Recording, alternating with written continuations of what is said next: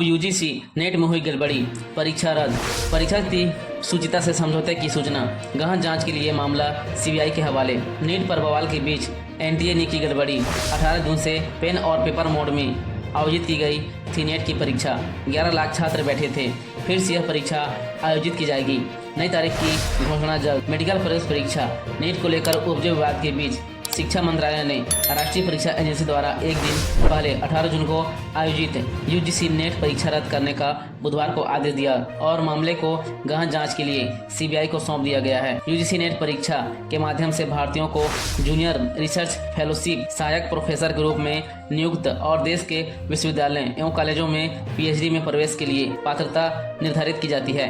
इस बीच मंत्रालय ने पटना में नीट स्नातक 2024 के आयोजन में कथित अनियमितताओं के संबंध में बिहार पुलिस की आर्थिक अपराध इकाई से रिपोर्ट मांगी है। कहा कि रिपोर्ट के आधार पर आगे की कार्रवाई की जाएगी। शिक्षा मंत्रालय ने कहा यूजीसी को गृह मंत्रालय के तहत भारतीय साइबर अपराध संज्ञान केंद्र I4C की राष्ट्रीय साइबर अपराध खतरा विश्लेषण इकाई से परीक्षा के संबंध में कुछ सूचनाएं प्राप्त हुई थी। इन सूचनाओं से प्रथम दृष्टि संकेत मिला है कि उक्त परीक्षा में गड़बड़ी की गई थी। अधिकारी ने कहा परीक्षा प्रक्रिया में उच्चतर स्तर की पारदर्शिता और शुचिता सुनिश्चित करने के लिए यह निर्णय लिया गया है। यूजीसी ने नेट जून 2024 की परीक्षा रद्द कर दी जाए। नए सिरे से परीक्षा आयोजित की जाएगी, जिसके लिए जानकारी अलग से साझा की जाएगी। परंपरा से हटकर इस बार राष्ट्रीय पात्रता परीक्षा नेट एक ही दिन 18 जून में पेन और पेपर मोड में आयोजित की गई, जिसमें 11 लाख छात्राओं ने परीक्षा के लिए पंजीकरण कराया था। केंद्रीय शिक्षा मंत्रालय ने पटना में राष्ट्रीय पात्रता सह प्रवेश परीक्षा